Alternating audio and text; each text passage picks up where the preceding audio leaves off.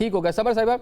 یہ loud and clear message ہے پاکستان تحریک انصاف کے لیے کہ جو لوگ پارلیمان میں موجود ہیں ان سے تو چلے بات چیت ہو جائے گی, سسٹم چلا رہا ہے, چیزیں آگے بڑھانی ہیں, لیکن جو کیسز ہیں یا عدالتی ریلیف ہے یا جو مقید رہنما ہے ان کے بارے میں کچھ نرم گوشہ نہیں ہے حکومت کے جو حلقے ہیں ان میں. بسم اللہ الرحمن الرحیم. دیکھیں عادل صاحب, ہم نے بہت پہلے کہا تھا, پرائم منسٹر صاحب نے بھی کہا تھا, مقتدر اداروں نے بھی کہا تھا, اور آئی تھنک یہ عوام کی بھی رائے تھی کہ جن لوگوں نے 9 مئی کو دہشت گردی کی ہے اپنے ہی ملک کے خلاف,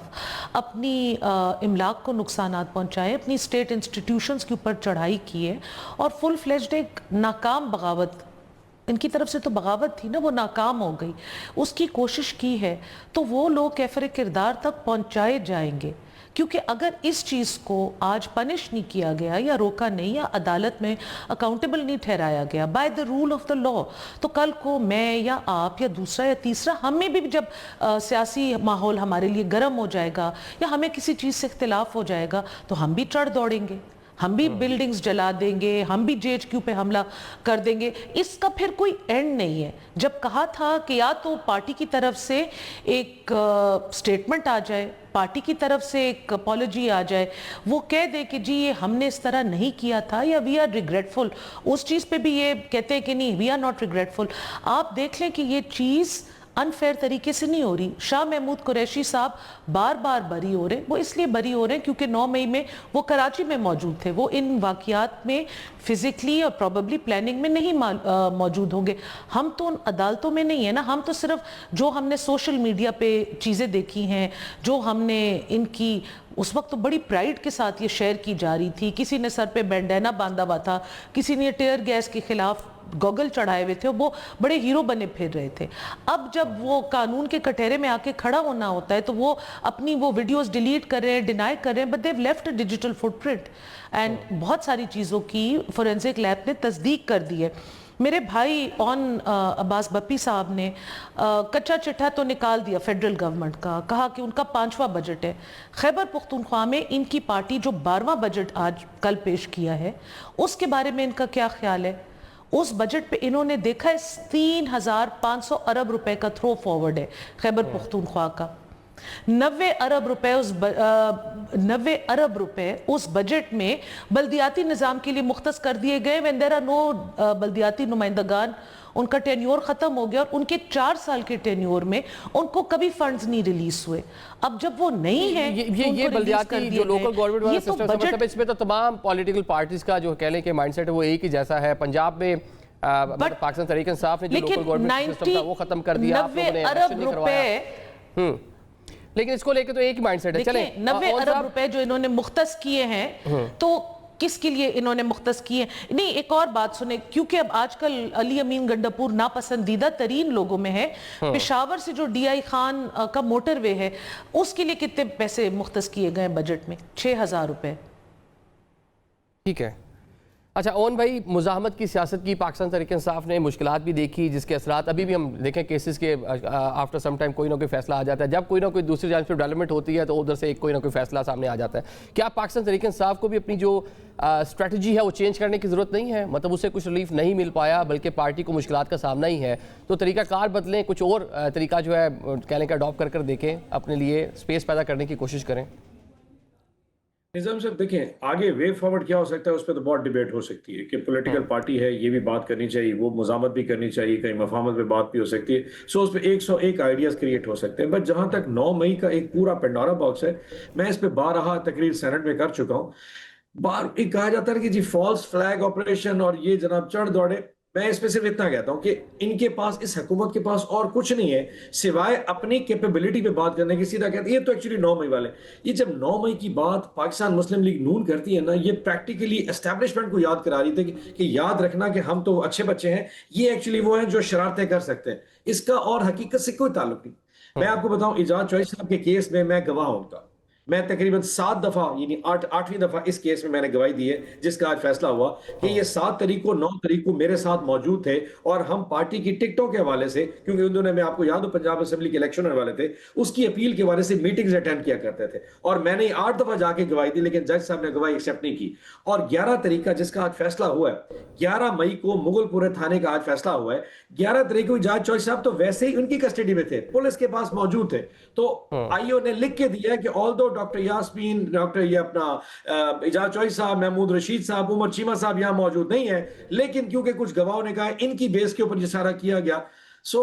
کس میں کوئی فیصلہ نہیں ہے نہیں کہ کوئی ہارڈ ایویڈنس نہیں ہے لیکن ایک مائنڈ بن چکا ہے کیونکہ ان کو سزا دینی ہے اور ہمیں بار بار کہا جائے کہ جی سب سے بڑا تو جناح کیس کا فیصلہ ہے جو کہ سٹار فیصلہ ہے جس میں بہت ساری چیزیں سامنے آئیں اگر آپ کے پاس اتنے کوئی ایویڈنس موجود ہے تو لے آتے آج 2.5 سال 3 سال ہو چکے 9 مئی کو کوئی ایک ایسی چیز دکھا دی بار بار فوٹیج چلائی جاتی ہے کہ چند لوگ گاڑی پہ چڑھ کے جناب ادھر کو جا رہے ہیں سر یقین کریں اگر 9 مئی اتنا امپورٹنٹ تھا تو 8 فروری کو لوگ پاکستان تحریک انصاف کو ووٹ نہ دیتے 25 کروڑ لوگوں میں سے 80% لوگوں نے کہا کہ یار جاؤ ہم عمران خان کو ووٹ دیتے because they did not accept it آپ کا ایویڈنس مضبوط نہیں تھا آپ کے وٹنسز مضبوط تھے it did not sell اب بیکاز آپ کی اکانومی کے اوپر آپ کی وہ جو گرپ ہے وہ اتنی مضبوط نہیں ہے یو اگین کیم اپ بجائے کہ آپ بتائیں کہ جی آپ نے اکانومی کے کیا اور چھوڑو اکانومی کو پہلے 9 مئی کی کر لیتے 9 مئی سے غریب کا پیٹ نہیں بھرنے لگا 9 مئی سے کسان نہیں پسنے لگا 9 مئی سے آپ کی ایکسپورٹ امپورٹ نہیں بڑھنے لگی 9 مئی سے آپ کی ٹیکسٹائل ملیں نہیں چلنے لگی 9 مئی سے آپ کا ٹیکسیشن نہیں بڑھے گا You need to understand Pakistan کے ایشوز بہت اور ہیں law and order is an issue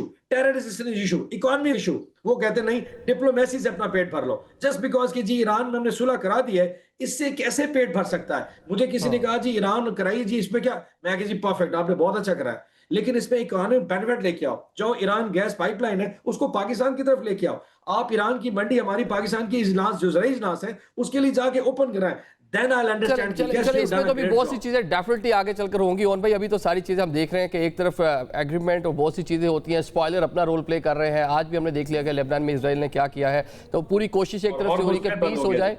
ایک طرف سے پیس ہو جائے آن دا ادر سائڈ دوسری جانب سے پوری کوشش ہے کہ معاملات کو خراب کیا جا سکے صبر صاحبہ NFC ایوارڈ ہے یا پھر صوبوں نے جو گرانٹ دینی تھی وفاق کو اگر اسی طرح چیزیں چلیں گی تو پاکستان تحریک انصاف کی سپورٹ نہیں ملتی جس طرح CM نے بھی کہا کہ جب تک بانی سے ملاقات نہیں ہوتی جب تک ان کو ہاسپٹل نہیں لے کر آیا جاتا ان کا علاج معالجہ نہیں ہوتا تو پاکستان تحریک انصاف سپورٹ نہیں کرے گی تو پھر بالآخر آپ خود ایک رستہ نہیں دے رہے کہ جو پاکستان تحریک انصاف ہے وہ اپنا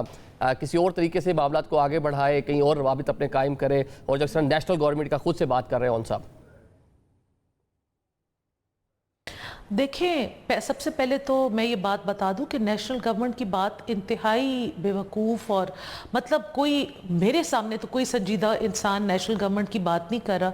بات کون کر رہا ہے فواد چودھری صاحب محمود مولوی صاحب ان سے بزد احترام ان کو تو روز یہ لوگ گالیاں دیتے ہیں جو اون صاحب کی پارٹی والے ہیں ان کی باقی کسی بات پہ تو وہ کان نہیں دھرتے وہ تو اور بھی بہت ساری چیزیں کہتے ہیں نا لیکن کیونکہ وہ پارٹی سے چلے گئے ہیں تو مطلب وہ لوگ جن کی نہ پاکستان تحریک انصاف میں کوئی سٹینڈنگ ہے نہ کسی اور سیاسی جماعت میں کوئی سٹینڈنگ ہے وہ اپنے آپ کو ایڈجسٹ کرنے کے لیے نیشنل گورنمنٹ کی بات کر رہے ہیں تو آن گراؤنڈ ایسے نہیں ہے یہ کہتے ہیں پرفارمنس نہیں ہے اور کیسے پرفارمنس نہیں اب تو پاکستان تحریک انصاف بھی بات کر رہی ہے اون عباس صاحب بات کر رہے ہیں اچکزئی صاحب جو ہے انہوں نے پارلیمنٹ میں بات کر دی تو اب تو پاکستان تحریک انصاف کی مطالبہ بن گیا کہ نیشنل گورنمنٹ بنائے یہ گورنمنٹ کچھ کرنے میں عوام کو ریلیف دینے فلاپ ہو گئی ہے